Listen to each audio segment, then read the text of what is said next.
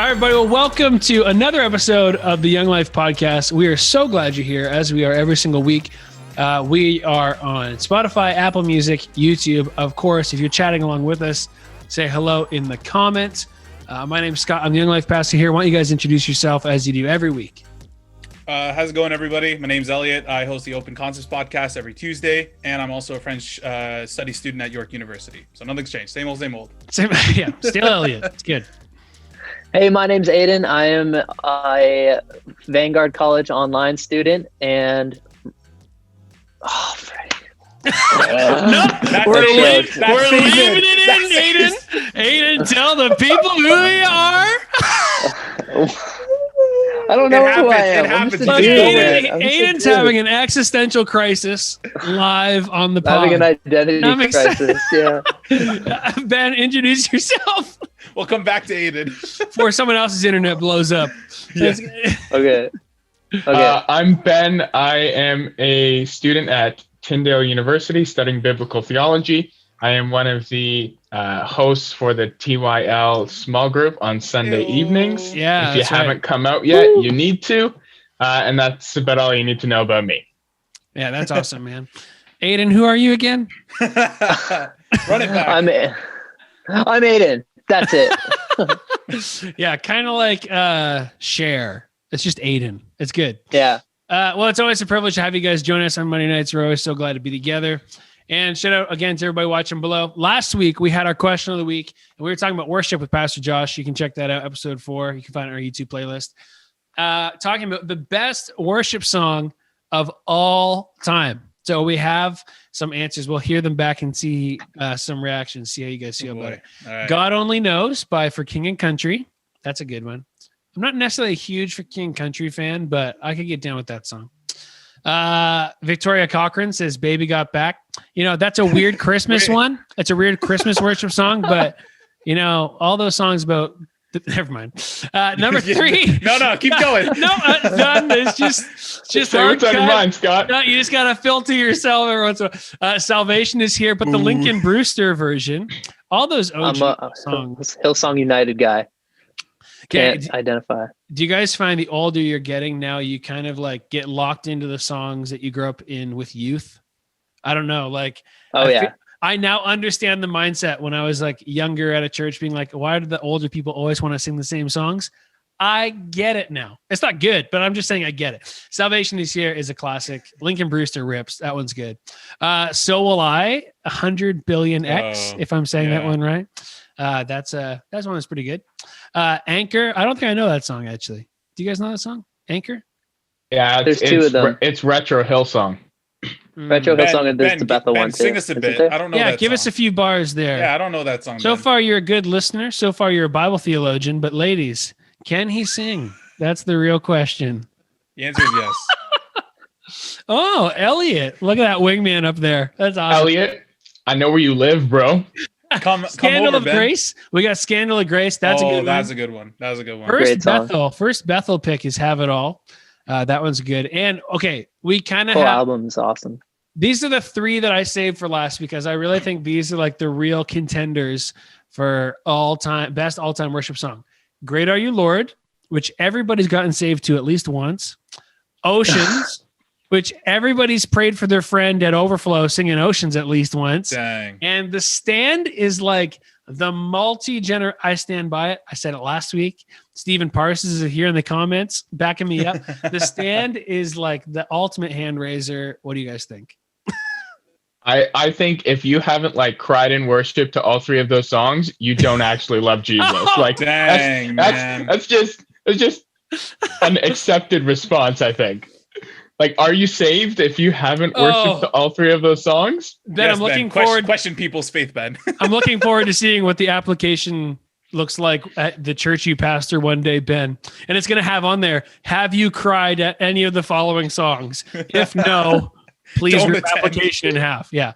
Get out of my church here. And Stephen also went as far to say The Stand is the best worship song, but the greatest song of all time.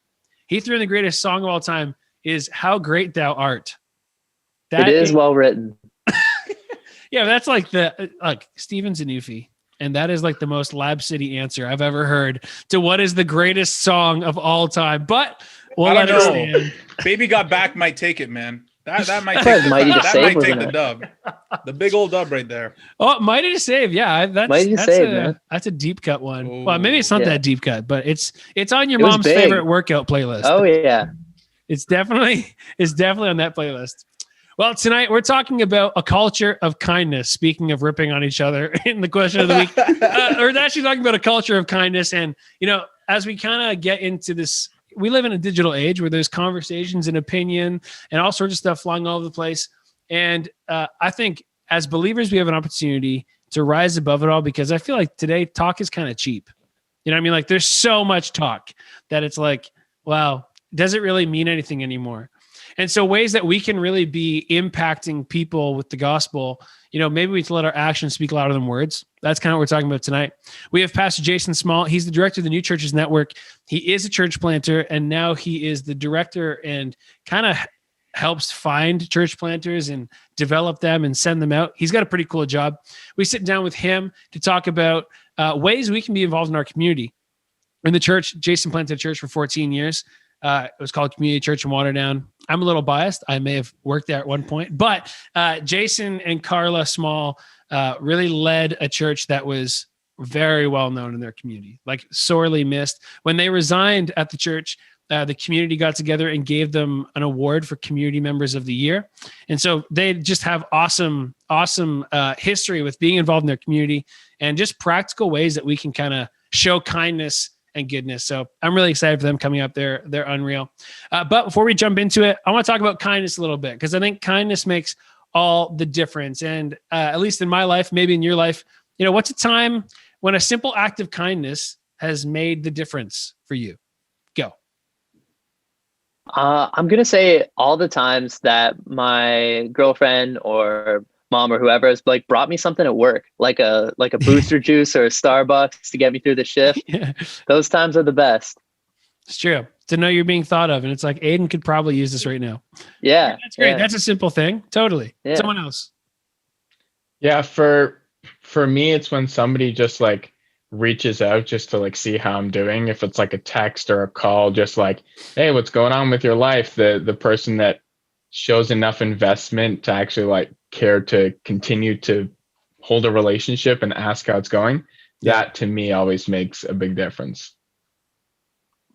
Elliot? No, mine's a little more specific. I was in a recent fender bender where it was my fault. And thankfully the guy was kind of my age, young adult as well. And so I had to end up paying for some of the damages. It wasn't too bad, thankfully. But he got out of his way to help me find the lowest prices of repairs and stuff like that, which was really nice. Because if he did it, it would cost a pretty penny, an arm and a leg. But thankfully, he was kind enough to help me in that area, which was, he didn't have to do that. Exactly. I was just gonna say he didn't have to do that. No. And I think that's a big part of what we're talking about tonight is, we could choose to do nothing, and yet our faith should inspire us to do something. And simple things. I think sometimes we get caught up on, unless we can do these grand gestures that the Instagram worthy gesture of kindness that we kind of feel like it might be insignificant. I feel like that's kind of the plague of a little bit more of the digital age of, well, unless it could really blow people away, is it even worth doing?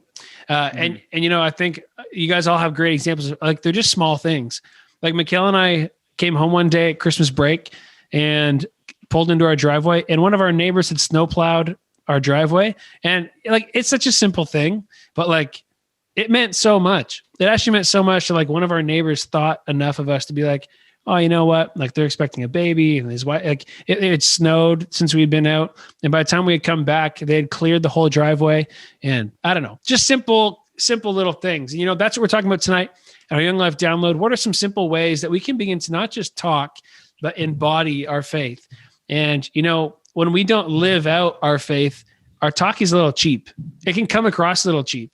And if we really want to be people who are good witnesses of the gospel, I totally think it might be time to let our actions speak louder than words. And so we have our Young Life download coming up right now. And then we have Pastor Jason Small joining us after that. Can't wait for you to be there with us. Check it out right now.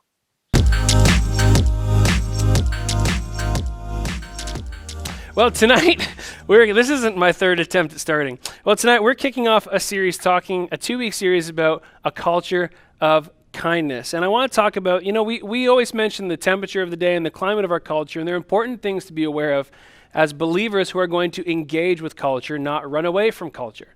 And so how can we do that? And I think we can always find ourselves in the position of maybe being defenders of culture and coming to the defense. And I want to challenge us that over the next few weeks, we look at a way that we can be proactive. Why don't we be the people to be the first to step in rather than feel like we need to have the last word?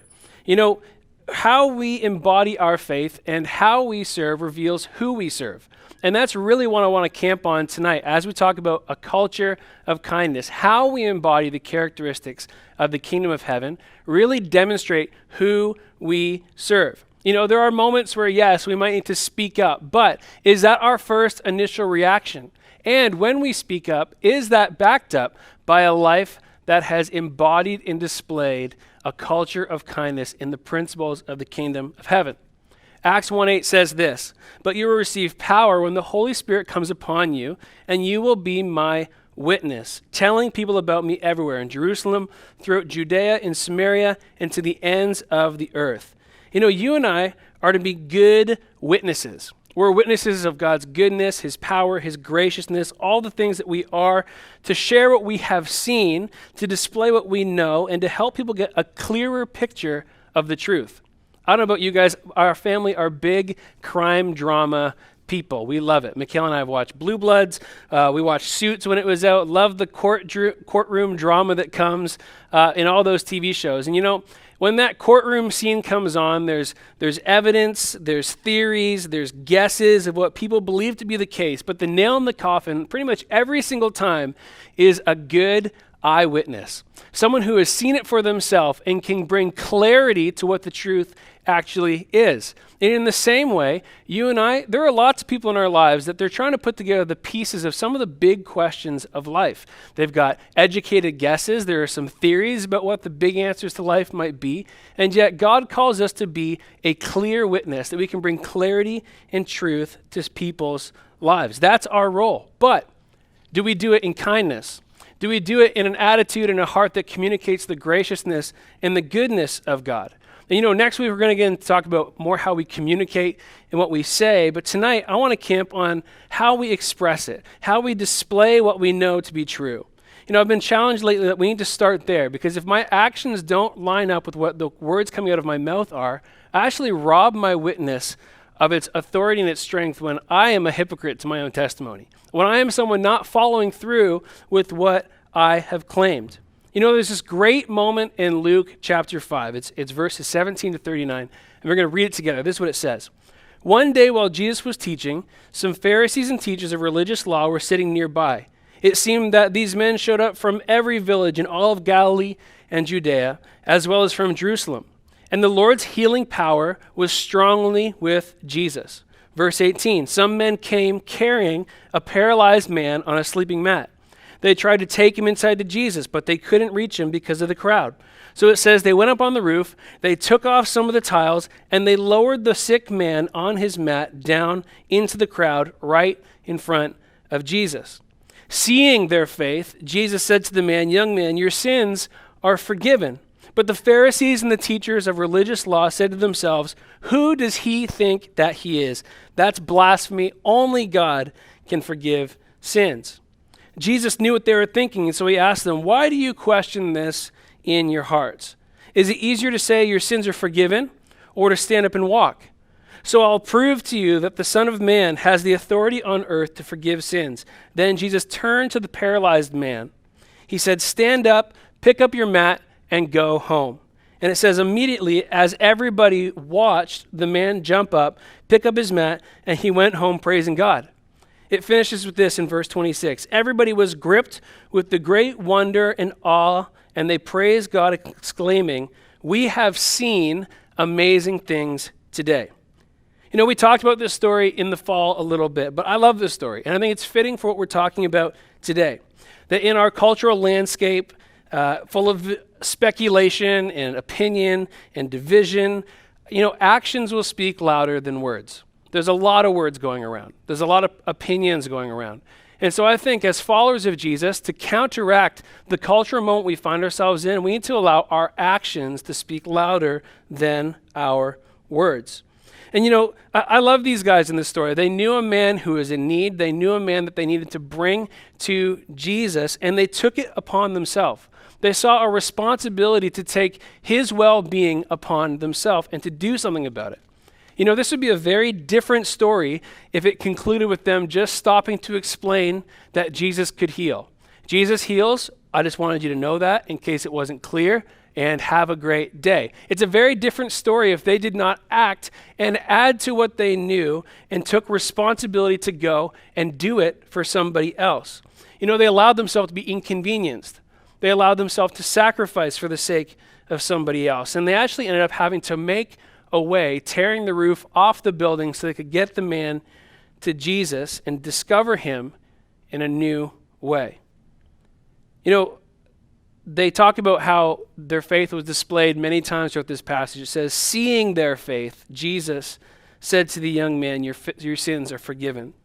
From here, the Pharisees freak out, which gives a moment where Jesus can clarify and say, whoa, let me demonstrate to you my power and my authority here on earth. Pick up your mat and walk. And it says immediately everybody watched, and the man jumped up, praising God, and they exclaimed, what we have seen is amazing.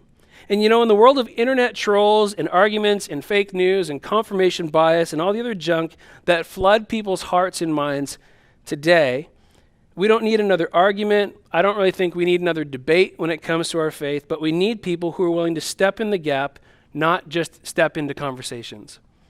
People who are willing to be the first to step up rather than have the last word. And what I love about this story is that their faith was on display.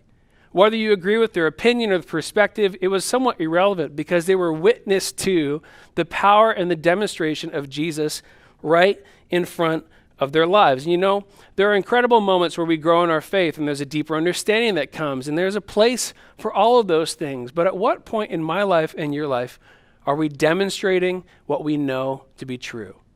At what point in my life am I not just telling someone or making a case for something, but actually displaying for someone?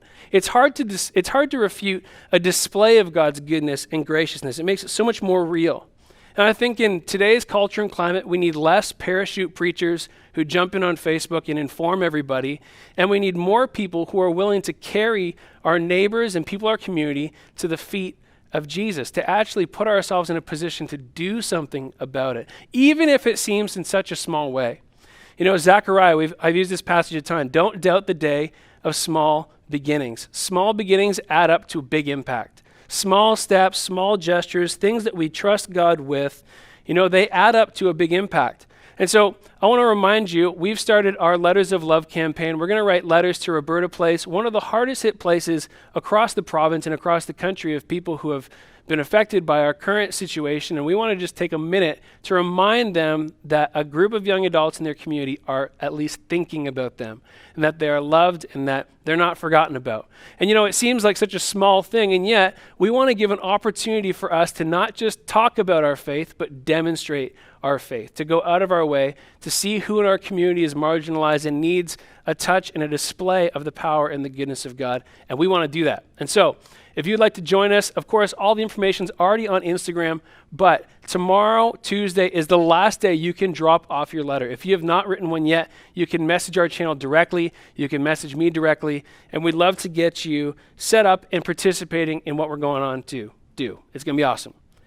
And you know what? I think it's a simple step. And my challenge to us as we go today is, what can we do?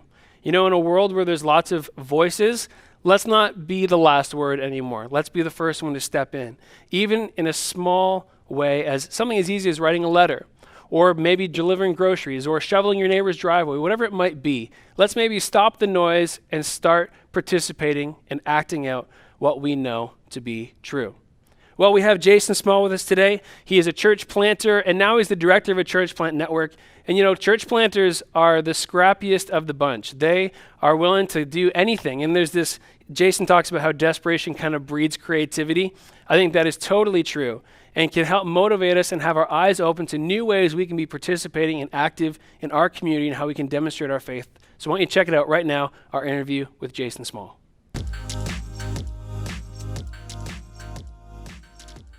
Well, everybody, welcome. We have Jason Small joining us today. Jason, why don't you tell everybody a little bit about yourself before we get started? Hey, thanks. It's good to be with you, Scott, and good to be here. I'm part of Mapleview Church, so I'm part of the local church there, and we've been here in Barrie for a couple of years. My wife Carla's on staff, and we're just loving things in Barrie. My role, as far as job-wise goes, I have the best job in the whole wide world. I get to work with churches and get new churches started. I also get to work with some of our First Nations communities in the far, far north, and help out the pastors and the churches there. So just amazing role that I get to be a part of. You're like the super pastor to church planters. That's kind of your job. I get to serve all the church planters, and so that's a good deal. You get to pump them up, and you have also planted a church yourself. Yeah, right? So lots of fun in that. I even had some amazing staff members back in the day. I don't think so. Yeah, so with the exception of like one or two, Scott was amazing. So we started this church called Community Church a number of years ago now, and just had an amazing journey, amazing time in a community called Waterdown, which is like Burlington, Hamilton area. And so just so much fun, and just got to be a part of just the joy and the excitement and the fun and all the that goes with starting a new church. Well, part of the reason why we want to talk to Jason today is because you can maybe speak to this too, Jason, but church plants seem to have this ability to just do anything. Like they'll try literally anything, because if they don't, there's no one coming. Like it's so fresh and so new that there's this willingness to really try and think outside the box. And that usually results in not just their Sunday morning, but their community presence and how they're involved in their local area. And so Jason's kind of an expert and gets to see and hear from lots of people who do some cool stuff. Yeah, they say desperation breeds creativity, right? And so when you're really desperate and usually it's fueled by passion. Like these people, they're not doing it for the glory. They're not there to say, hey, look at us, we're amazing. They're just there because they care about people and they want to see lives transformed. And so, yeah. And as we're talking about this culture of kindness and how we can demonstrate our faith, are you watching the news? Anybody watching the news will know that there's lots of things that are frustrating and dividing and arguing and all the things that go along with that. And yet I think our faith has equipped us to be different and to be countercultural, and that we can have a culture of kindness. And a lot of that Jesus did as he spoke about the things to come, he did it in a heart and a spirit that was that of kindness. And he never sacrificed his graciousness to get across the truth. And that's kind of what we're talking about tonight. And so in a world where there's lots of division and frustration and there's accusations and put downs being thrown around, how can we be countercultural, and how has our faith kind of equipped us to do that well? Yeah, it's good. I think our culture today has what I like to call like an outrage culture. So we say, okay, if you really care about something, then you're going to be mad about it. And so that's kind of the culture. Like, yes. We demonstrate that we care by being angry. And so it's like, you have to to show that I'm going to be angry. And that's so flip-flop to the way of Jesus, right? Yeah. And so Jesus says, hey, listen, I don't care if you have a totally different worldview than me, I'm still going to love you. I don't care if you think totally different, I'm going to love you. And so I think for us, countercultural means listening first and saying, okay, how do we listen well? How do we walk with humility? And how do we listen to both sides? Like Jesus hung out with people not like him. And I think sometimes the culture wants to get in an echo chamber of, okay, I saw a lot of people, they're like, I'm gonna, when the election was on in the US, I'm going to unfriend people on my social that don't think the way I do. That's the worst thing you could ever do. You need to invite in different opinions into your life. Listen to those. I think you got to choose to be known what you want to be known for too. You want to be known as a troll, someone that's out there like, negative on everybody. Some people do want to be known as a troll. Truly. And so, or do you want to say, you know what, I want to be known for someone that's positive. I want to be known as someone who speaks life into situations. I want to be known as someone who speaks hope into situations. I think sometimes we make a mistake where we think we need to start with the wedge issues too. And so we think, okay, like, I get so many people, as soon as they know I'm a pastor, they're like, where do you stand on this? Fill in the blank with like hot button topic. You know what I mean? Like, and it's like, no. Don't start with, and this is my common response is like, no, we're not going to start there. Get to know me first. And out of relationship, then we'll talk about that question down the road. And even when I pastored a church, people would, they try and corner you and say, okay, well, before I come to your church, what's your stance on this? And I say, well, I'm not going to answer you. Come and experience out of relationship. And then once we're in a relationship, then we can talk about things that are more divisive. But let's start here. You know what I mean? And if you start on that ground, in Waterdown, when we were pastoring there, one of the great things was like politically, our society's so divided these days. And we had members of like an MPP and an MP on completely other sides of the fence attend our church, and city council member. And how can that happen? Well, it doesn't happen if I'm writing toxic things on social media. It doesn't. Oh, really? It doesn't happen that way? Yeah, it's weird, eh? And so, come prove me wrong. Sunday mornings at 10 a.m. That'd be great. And so, if you show love to people first, and Scripture talks about having our conversations seasoned, like with a grace or a salt, like that. It's clothed in compassion.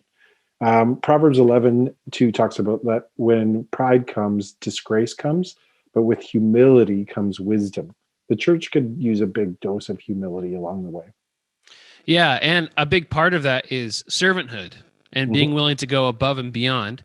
And as a church planter yourself, and now training and inspiring and coaching and developing church planters, they really can demonstrate more than they can say loudly this culture of kindness sort of idea of like, well, we want to go and demonstrate the kingdom of God. Kind of like you're saying. Well, there's that old adage, that idea that no one cares what you believe until they know that you care. And it's so true.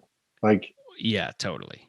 Yeah. And especially with like, the church doesn't always have great PR. Like we haven't always had great, and the church is so diverse that sometimes even though we're the body, there can be some limbs that are doing their own thing. And you go, well, I want to maybe recorrect that. And I can't necessarily do it with words, but I can do it through actions. Here's the problem with the church and the PR is by definition and design, the church isn't a PR machine. Like the people who are doing it the best and the people who are serving the people the best are usually the quiet ones. They're the ones just going about and serving because you're not serving for like a show. And so sometimes we get mischaracterized by ill intent people on the inside and on the outside and so I think it comes back to, it's not about marketing us, but it's about loving and serving people.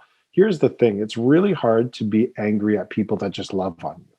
Like it's really hard. It's hard to have a fight with people that are just like, oh, those people, they're serving poor people, like horrible people. Like it's really hard to get mad at people for that. It's really hard to like, when you're taking in the outcast and when you're taking in people with differing points of view and they're like, those people are serving people that don't even think the same way as them or act the same way.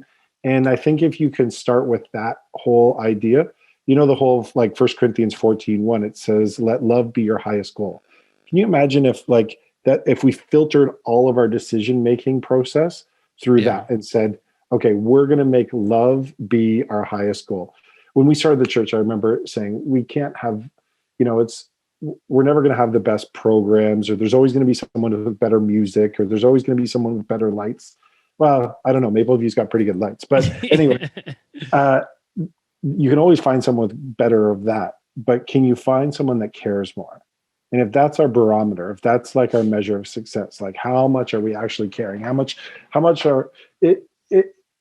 If the community wins, then we win. And if you can begin to think like that, it isn't just about growing the church. It's about like seeing the community be successful and seeing it wins, and find out those areas where the community is hurting and say, okay, like just like Jesus did, he walked around, he went and he found the people that were on the margins. And likewise in our lives, if we look around and say, okay, who's not here? Who's the people that are hurting in our community? Start there, then that's a pretty good thing. Yeah. And from working with church planners and planning a church yourself, what are some maybe cool moments where kind of reaching out and going above and beyond have actually made a way? Like, do you have any good, Jason's full of stories. If you know Jason, he's got a story for literally everything. Yeah. It's like, see my old man beard that I have right now. And that means that there's stories attached as soon as you have like old man beard. Transitions you from Maverick to Sage. Yes. So my wife is going to rebel against the beard very soon. It's my COVID lockdown beard. But anyways, so some stories on that. So a good one, there's a few churches that were going to start this past year, like in COVID, and they're so disappointed. So it was like a year ago, Easter, they were supposed to kick off. And this one guy, he called me, he's like, oh man, we had this big kickoff planned. And what are we going to do? And so I said, okay, well, start by loving on the community. This gives you a few more months to love on your community before you begin. And so he's like, okay, well, what can we do? So anyways, long story short, he started, and they went to, they were like checking around with what the needs were in the community. And they found out that grocery stores, there was a disconnect with the lockdown from seniors that were ordering their groceries online and getting them. They didn't have the manpower. So they just had the handful of volunteers that they had to start their church with. They just said to the grocery store, well, whatever you need, we'll deliver groceries for you. And they're like, well, we can't even hire you. We don't have the money. And they said, that's fine. We're just going to deliver them so seniors get their groceries. And they did that, and it started like a motion. They went and they started making gowns for the nursing homes, COVID gowns.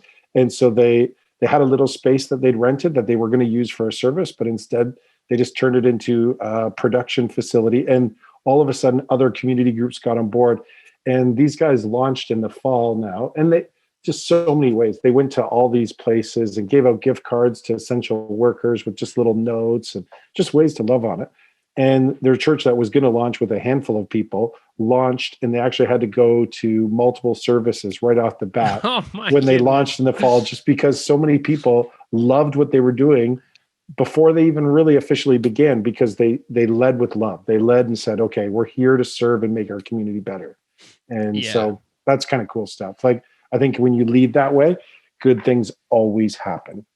Yeah. And these are good examples because they're tangibles. Like they're simple things that really anybody could do. Anybody could whip out a sewing machine and make maybe not anybody, but Carla could do it for us. And we'll go get her coffee or tea. So, that's right. But anyone can deliver groceries for some seniors. You know what I mean? Like it's not rocket science, but it's just tangible ways to love on people.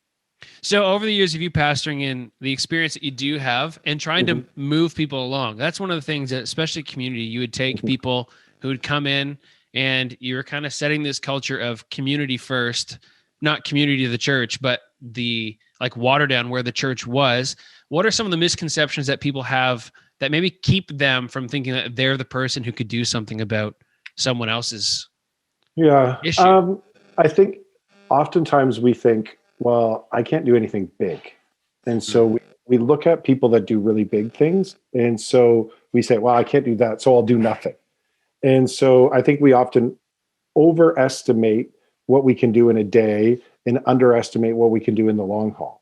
And so if we begin and say, you know what, I'm just going to start serving and loving on people. It might be really small. We started, Scott, you were part of, we did these things for, we had a large Mexican migrant worker community. Yeah. And it was so small. Like we started with just a little bit of food for literally 5 guys and nothing of much significance. Now it's turned into a ministry. Even after I left, I talked to the lady that's running it, and they're serving literally hundreds and hundreds of people on a every 2 weeks, doing events and activities and connections. And so I think sometimes we overestimate what we can do in the short term and underestimate the long term. And it should be the other way around. Like if we begin to say, okay, let me be in this for a long haul, and something like little bits over time yield big results.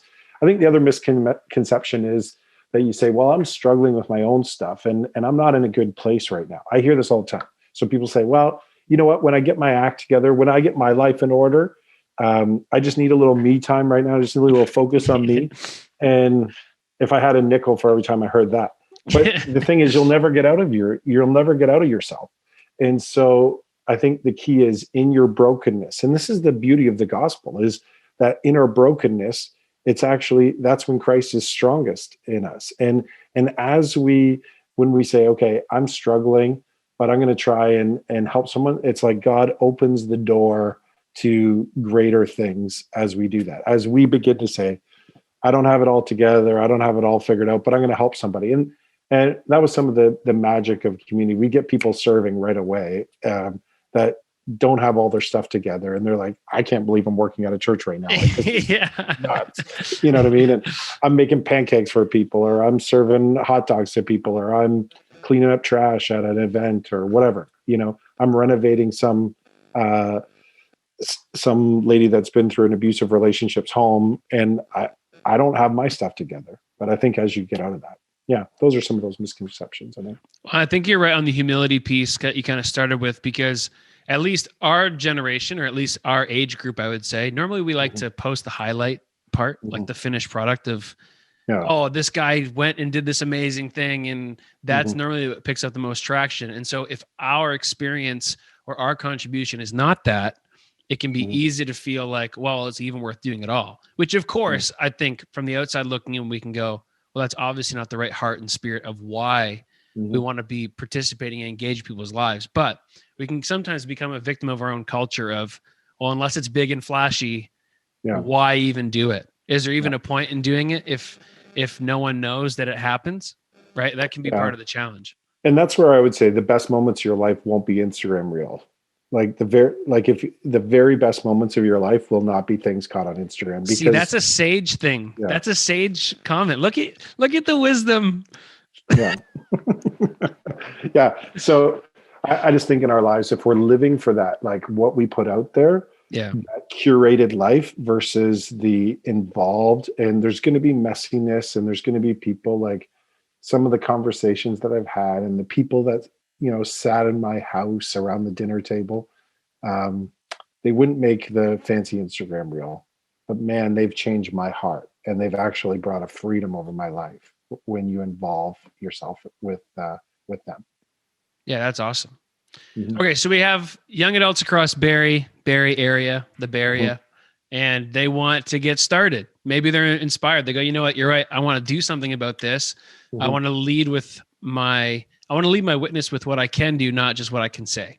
One thing we were saying before is we want people who are the first to step in, not the people to have the last word. And so what are some practical things that everyday believers can begin to do, even small things that might seem insignificant, that can make way to some of the greater things that God wants to do in our lives? Yeah.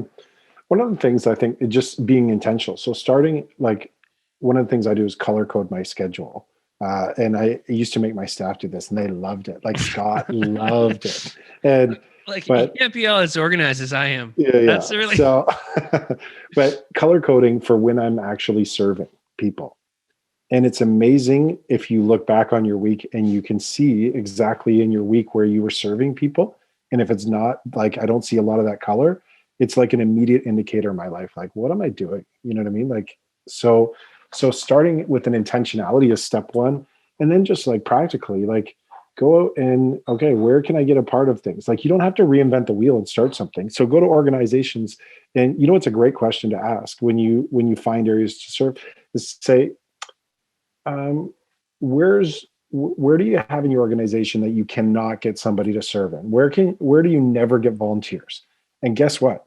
You'll always find somewhere. If you go in and say, you know, I only want to do it this time and this time. But if you go in and just say, you know, and as a church, that's how we always led as a church. And just, we went to everything and said, where can you get no one to sign up? Like, I remember our first gig as a church was cleaning up for the parade, and we were literally cleaning the crap from the horses, and we were going with the shovels, and like in the parade, all the horses that would poop, is because no one else wanted to do that. But it's as you do those things, and then they say, oh, they're willing to do whatever, and it's like, and that was Jesus' example, you know, washing the feet. So start with like, what where does nobody else want to volunteer, and start with that.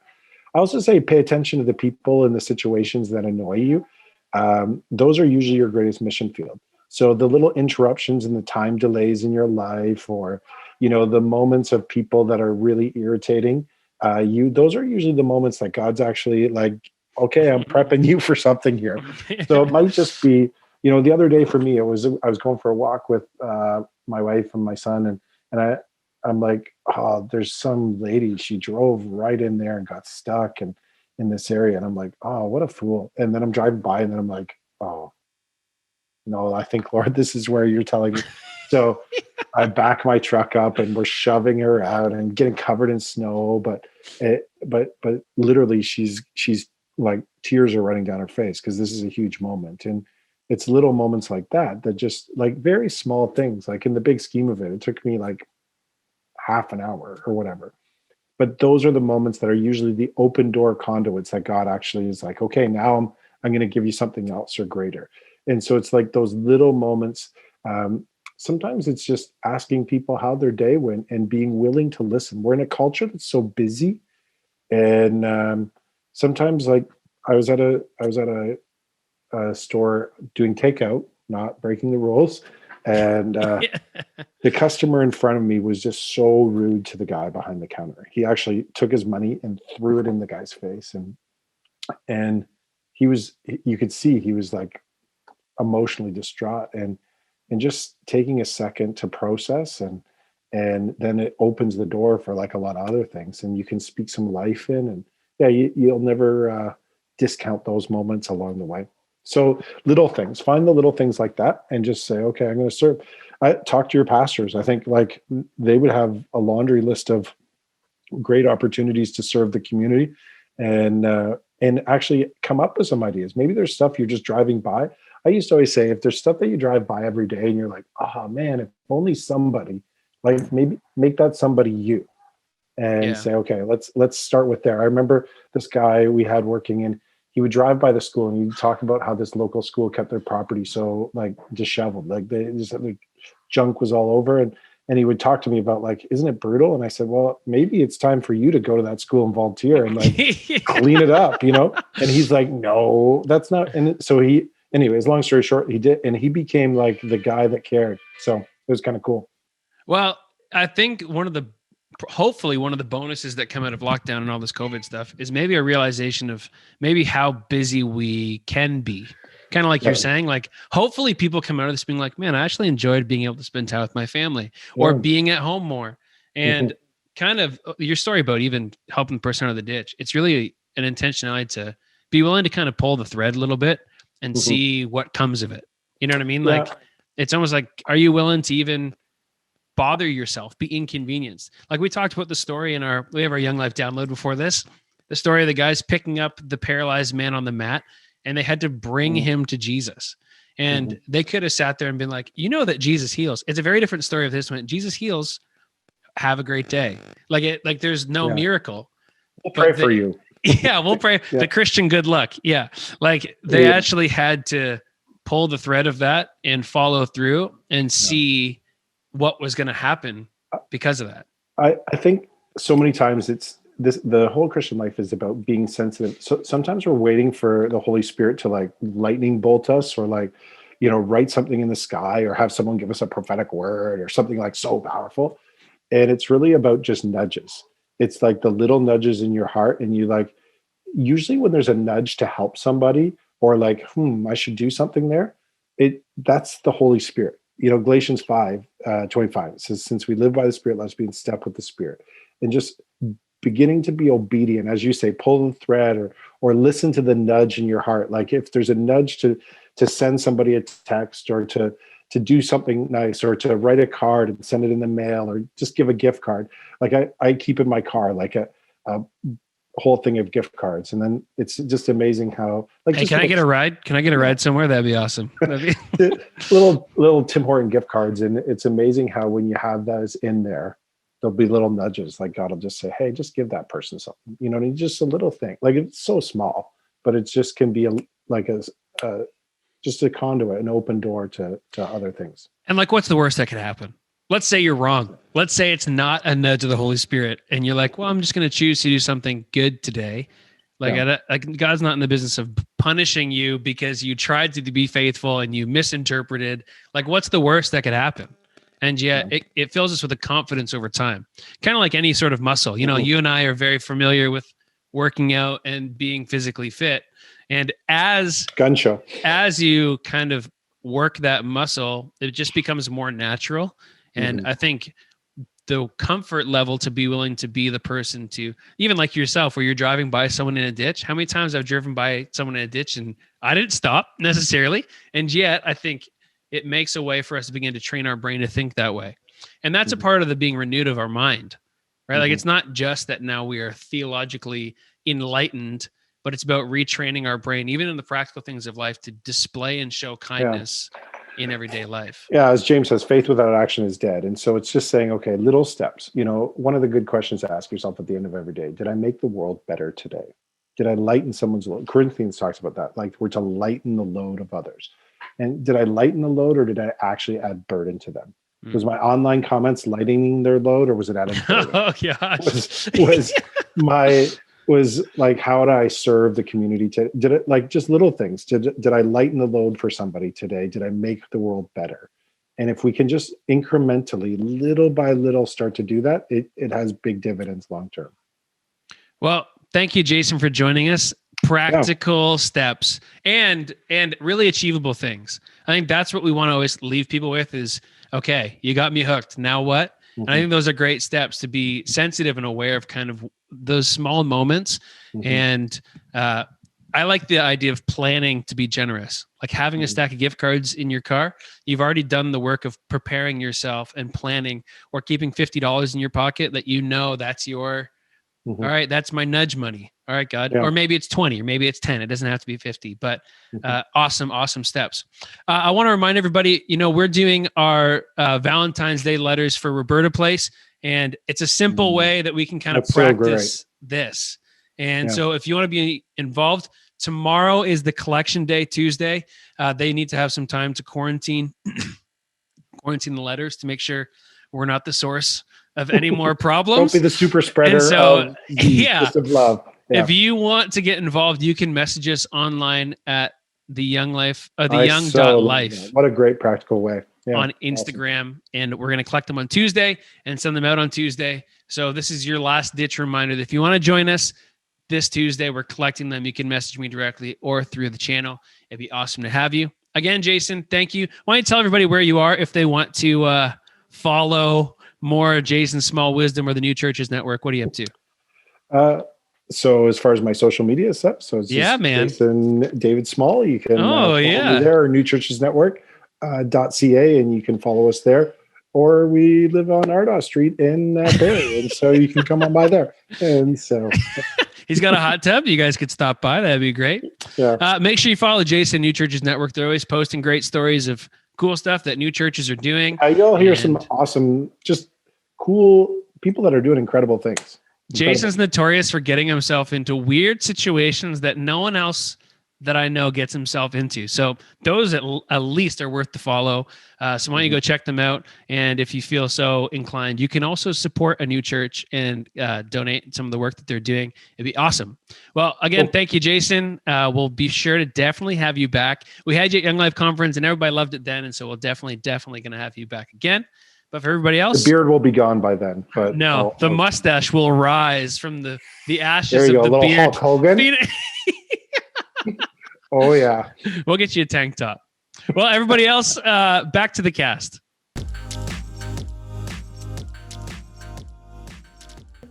Well, thank you, Jason, for joining us. Always a pleasure to have you come on and be a part of Young Life. We had him 2 years ago now. I was thinking maybe last year, but time has been moving on an infinite vortex of just who knows what day it is. But I think it was 2 years ago we had Jason come for our Young Life conference, and he was the talk of the town then. And I trust that he was awesome for you tonight.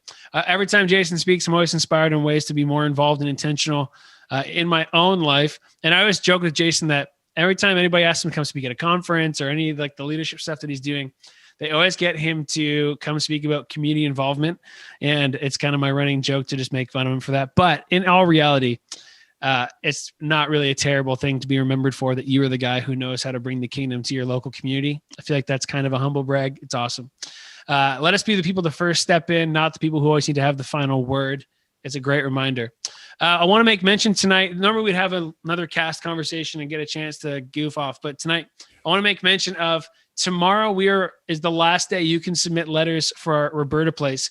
We are writing Valentine's Day letters, a really practical way. As we're talking about being involved in our community, this is a really simple thing you can do. We're writing Valentine's Day cards to the residents at Roberta Place.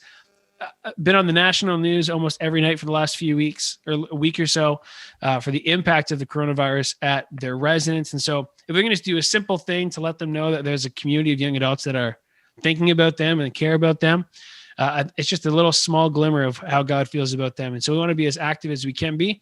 You can drop them off in the mailbox at the church. So when you drive into the roundabout, there's a little slot in the door. You can put your letters in there, and I'm going to be collecting them on Tuesday.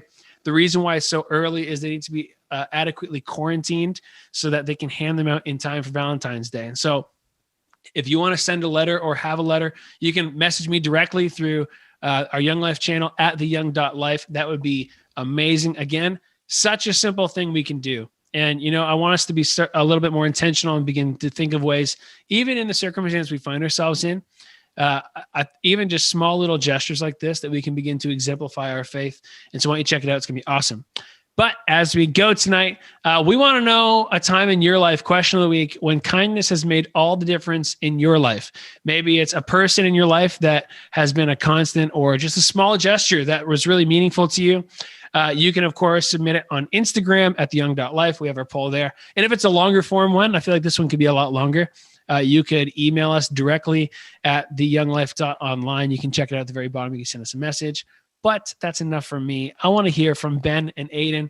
We've had 2 weeks of the Young Life small group happening. And this is, I promise, my last final push. You need to check it out, 7:30 on Sunday nights. Boys, why should people be coming? People should come because it's just great community. It's great community. It's great fellowship. And it's just an amazing time that we can have to spend with each other, see each other's faces, and grow in our relationship with God. And that's what it's all about. And that's it. Yeah. And the book of James is pretty, it's so practical. Like if you're, don't be nervous about, oh, am I going to understand? Or is it like this big high-minded conversation? It's really practical for things in our life. What about Ben? Is like the mastermind a little bit. Ben did the first week, and teacher Ben, ladies, he's also just brilliant. He's just a smart dude. Ben, any okay, I want to give you a sales pitch on why people should come and join and hang roast out. Ben anymore. Every single time I open my mouth, it is followed by Scott with some remark. Anyway, small group is amazing. Part of the reason I love them is because it's a chance that we actually get to talk and interact with each other, especially since everything is all online and pre-recorded. Can feel a little distant. So a small group is a place where we can come and talk and engage and build relationships and talk about the Word of God, which is amazing. So if you haven't tried it out, come and try it out 1 week. It's not an obligation. You're not going to get lost because you missed the first week. They're all kind of independent. So I encourage you to come try it out at least 1 week and see how you like it. And if you're late, it's not a big deal too. You can always join in at any time. It's a good time. Yeah, that's awesome. Yeah, live is great. Who would ever do pre-recorded content and put it out there? Like, who mess would up multiple takes? Who would ever do that? Yeah, there's multiple takes happening. Your internet drops out. Like, that just sounds terrible. You're right, Ben. Yeah, like Scott messes up the same part 3 times, and we all have to sit here and record. They don't need to know how many times this takes. This is the first time. In fact, we're live. Of course, pre-recorded, terrible. This is all live, of course. The other thing I want to make mention of is our very own Jody Speck will also be starting a ladies' Bible study in the next few weeks, going through the book of Acts. And so, ladies, if you want to join a small group and you're looking for a place to get connected with other girls specifically, you can do so with Jody. There's going to be more information coming out very soon. But as we go tonight, my last reminder, we do want to hear of a time that kindness has made all the difference in your life, as well as tomorrow, you can drop off the last day to drop off your letter for Roberta Place. You can drop it in the mail slot at the front service door of the church, just to the side there. I'll have a little sign there in case you can't find it.